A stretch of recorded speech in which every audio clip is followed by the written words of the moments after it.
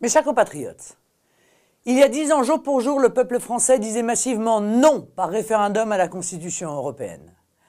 Contre la caste médiatique, la caste politicienne de l'UMPS, économique et le showbiz, il criait au monde sa soif de liberté, son amour de la France. Ce 29 mai 2015, nous célébrons avec l'ensemble des patriotes ce magnifique geste de rébellion, de libération. Nous célébrons cette constante du peuple français dans son histoire à se mettre debout quand ses élites autoproclamées cherchent à le maintenir à genoux. La funeste Constitution européenne fut balayée par les urnes, fut rejetée par le peuple français. Ce texte qui prévoyait de remplacer les États-nations par l'Europe fédérale, qui gravait dans le marbre l'ultralibéralisme bruxellois, la disparition intégrale des frontières économiques et migratoires, le règne de la finance, la suprématie arrogante des technocrates de l'Union européenne sur nos lois. Malheureusement, vous le savez, ce vote républicain a été foulé aux pieds quelques années plus tard, en février 2008, quand Nicolas Sarkozy, alors président de la République, fit voter par le Parlement réuni en congrès un copier-coller de la Constitution européenne, rebaptisée Traité de Lisbonne. Cette trahison du peuple français et de nos principes démocratiques les plus élémentaires était la plus grave depuis la Seconde Guerre mondiale.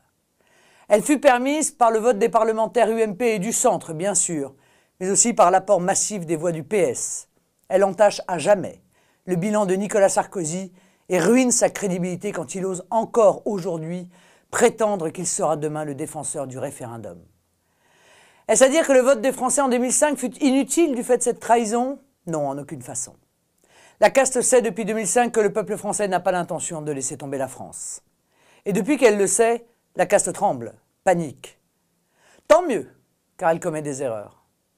Chaque patriote sait, lui, qu'il fait partie d'une majorité. Voilà qui incite à l'optimisme. Un système autoritaire ne tient jamais longtemps face aux aspirations profondes d'un peuple épris de justice et de démocratie. Ce vote a forcé l'UMPS à tomber les masques en faisant passer de force un texte pourtant rejeté dans les urnes. Depuis, voyez comme le temps s'est accéléré. L'UMPS n'a plus jamais osé faire le moindre référendum national en France. Nicolas Sarkozy a fait pression pour annuler un référendum sur l'euro en Grèce en 2011.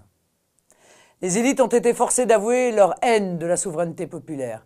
Chacun s'est révélé et c'est très bien ainsi. Car le citoyen juge d'autant mieux ses responsables publics qu'il les voit tels qu'ils sont vraiment et non tels qu'ils voudraient apparaître. Un voleur déguisé depuis des années en honnête homme redevient un voleur aux yeux de tous quand il est pris la main dans le sac. Alors, mes chers compatriotes, célébrons aujourd'hui, 29 mai 2015, les 10 ans de cet esprit français de résistance. Préparons-nous à chasser définitivement cette caste qui s'est permis de trahir les Français. Mon projet pour la France s'appuie sur cet esprit d'insoumission et de liberté. Il prévoit la réhabilitation radicale du référendum, par des référendums obligatoires sur les grands sujets, par l'obligation d'utiliser le référendum pour modifier la Constitution ou en matière européenne, par la suppression de cette prérogative qui était donnée au Parlement de se réunir en congrès et qu'il ne mérite plus, l'ayant détourné contre le peuple français en 2008.